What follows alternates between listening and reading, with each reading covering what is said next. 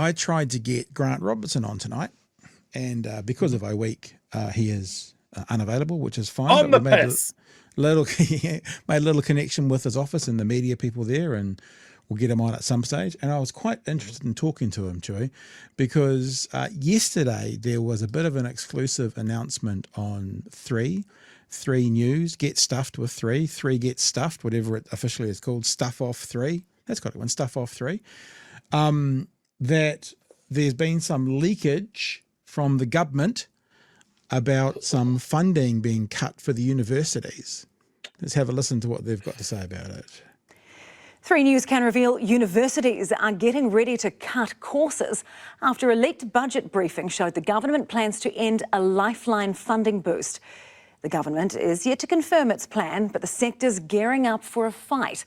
Glenn McConnell has the story. Sorry, just before we get into it, I know it's a bit old and tired, but let's just say it. $3 billion to landlords, $14 billion in tax cuts. Philip Morris gets a couple of $100 million worth of credit. You know, people, seat of learning, you know, trying to create an intellectual sort of economy, and stop the brain drain. What do? Well, we potentially stop funding the place where those people go, where the doctors and nurses go to get trained, and we make it harder for them. This is not confirmed. This is a leak.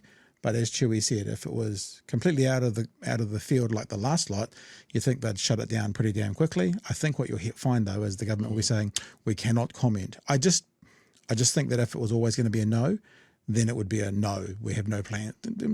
Nikki No-Boat says it a lot. There are no plans in this term to do that. That would be the answer. I don't think that's the answer, though. As O-Week kicks off, some bad news for students. Courses could be cut and their fees are going up. What I'm saying is if we keep going in this direction where we don't fund universities fully, we're going to have a lot of students that won't be able to come to university. 3 News has been leaked details from budget briefings that reveal the government plans to remove a 4% lifeline funding boost for students. But the government is keeping quiet. We asked the Prime Minister twice if tertiary funding was in line for a cut. Well, look, I'm not going to talk about what's in and out of the budget. Look, again, I'm not going to preempt budget conversation. A worrying sign for universities. A reduction in courses. Just remember, we've already had Nikki No-Boats already. Privatisation. She didn't say about privatisation, well, that could be impacted by the budget, so I can't commit to it. She said there are no plans in this term for any kind of privatisation, right? So if it's a no, they'll say a no. Now, if it's a possible yes, like this might be one of the ideas going to budget, it might not end up being a yes, but if it's a no, they would say we have no plans to do that, like they do about all the other stuff that they claim to not be planning. So non-committal is at least means it's on the table. At the very least, it's on the table, if not already a yes. A worrying sign for universities. A reduction in courses, less for students to choose from, and of course, staff going. There is no other way that they can actually make savings of 4%. They've been cut to the bone. This 4% funding boost came in 2023 when Labor was under pressure about courses being cut. They announced a 2-year funding review and these 2 years of extra funding. But that review isn't yet complete, even though the funding is set to end. If a university is getting smaller, then fewer courses, obviously fewer interests. The Prime Minister's advice for cash-strapped unis: find new ways to make money. The opportunity in universities is also to make sure... Because, you know, universities are a business. So you should just get in a new line of product, a new SKU. Universities, just get a new SKU and make yourself some more money. Like, you know, because a university should be profit-driven, not student-driven or learning-driven, Chewie. Yeah. So he's talking about overseas students, essentially. Yeah. They pay full fees. That's how the universities have traditionally had to meet funding gaps, is by going overseas and saying what a great place to study Otago is, Victoria is, all of those things. I think when it comes to cuts, though, maybe like if they are going to make cuts, what do we reckon? It's going to be arts and humanities again, right? Because that's not worth it. You can't make any money out of arts and humanities. My counter argument here is maybe the cuts should come from medicine, because we haven't got anywhere for nurses and doctors to go, so we don't need them. So let's cut medical, and also engineers are leaving this country at an unheard of rate. So we can probably cut engineering as well. Don't need it. It's in a downward spiral. So we cut those, and maybe we just expand arts and humanities, because Lord of the Rings happened here. So funny. It's so funny. I was gonna say, I give you Lord of the Rings.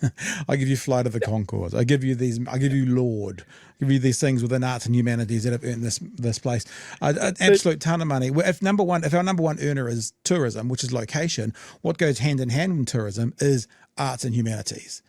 We were just in Rotorua for our honeymoon. Everywhere we went, performances, people performing, singing, dancing. It's just arts and humanities are all over that. So yeah. But I agree with you. That'll be the area, because that was the last one that was cut. Yeah, it's all about servicing tourism. You know, that seems to be part of the big growth economy. Is the tourism. So we can have a master's in hotel housekeeping, I guess. Really get those hospital corners on the beds nice and tight.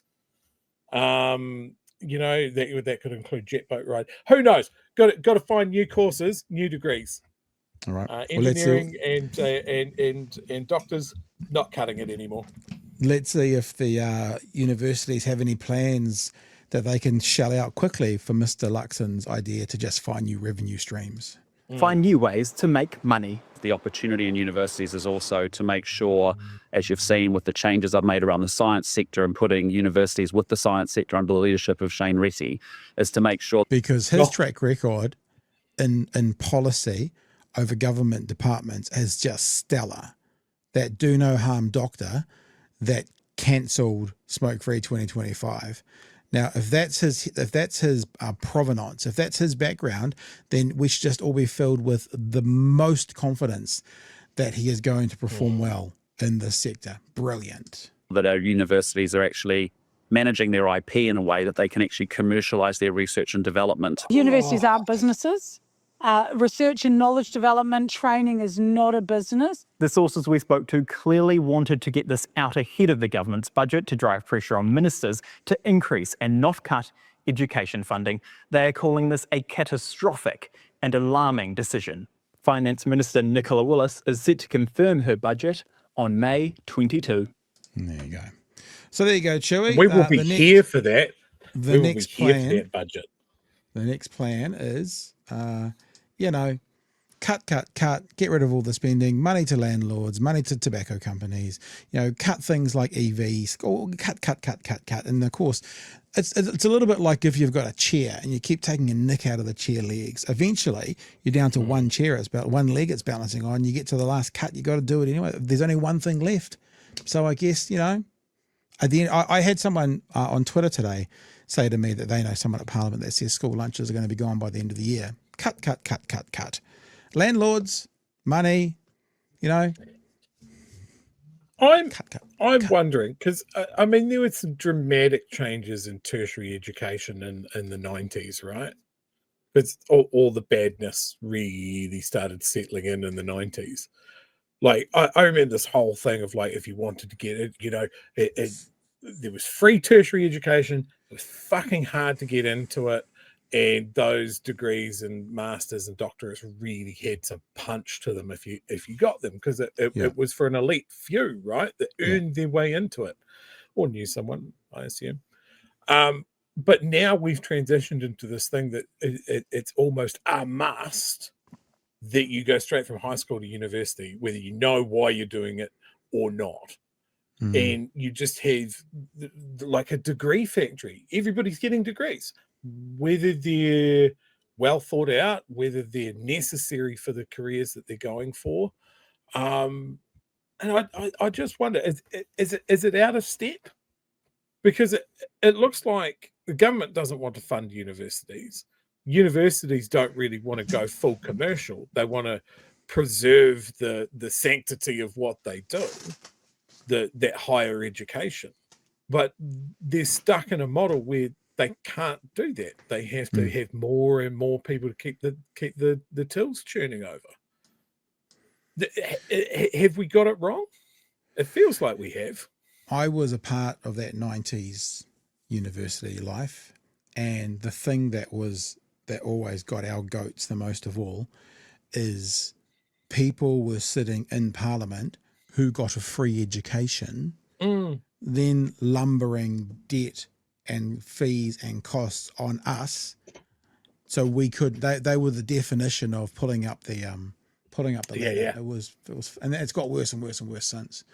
So I've got one at Teachers Training College, and first year was free, which is great, but we student loan for her. We can't afford to put her through. I mean, I never went to university for a couple of reasons. As an ADD kid, I knew that style of learning wasn't going to benefit me at all. And lumbering myself with that much debt wasn't a good idea.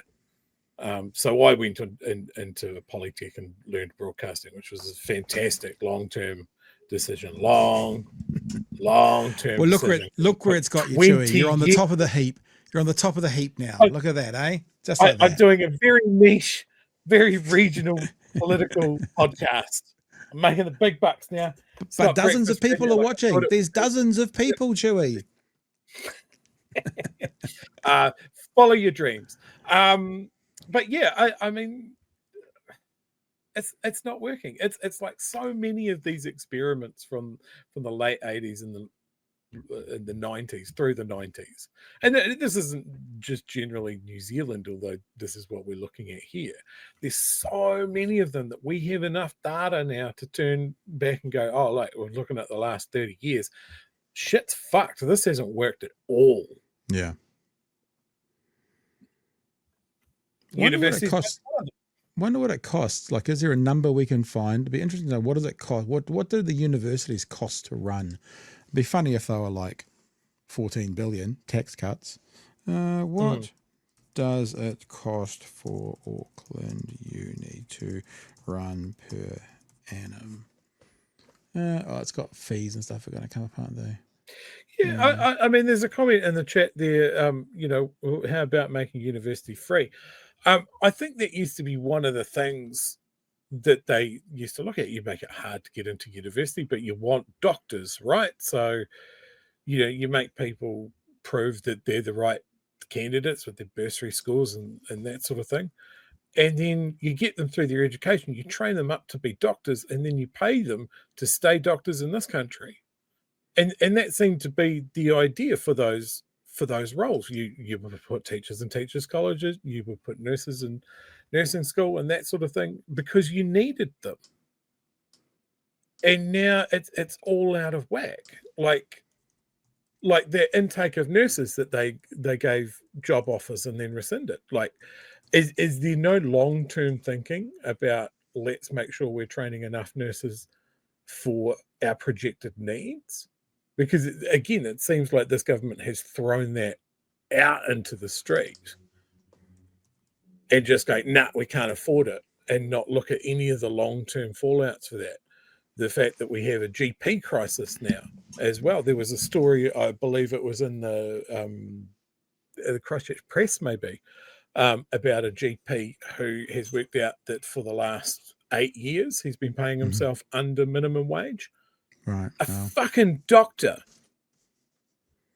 Like, it's out of whack. So I have some answers for you. Just remember 14 billion in tax cuts, yeah? Remember that. This will shock you. University of Otago costs $870 million to run per year. Not even 1/14 of the tax cuts. Auckland, which I think is the biggest, 1.6 billion. No tax cuts. No tax cuts. No tax cuts. Every tertiary institution free. I mean, I haven't gone through them all. I go University of Canterbury to have a look. Do it live. We'll do it live. Yearly budget. University of Canterbury. 20 million. University's income exceeded 500 million. $500 million. So far, Canterbury, Otago, Auckland, you get to about 3 billion. 14 billion in tax cuts. But higher education's woke. Like sushi. Yeah. Can't have sushi, can't have doctors and nurses, can't have engineers.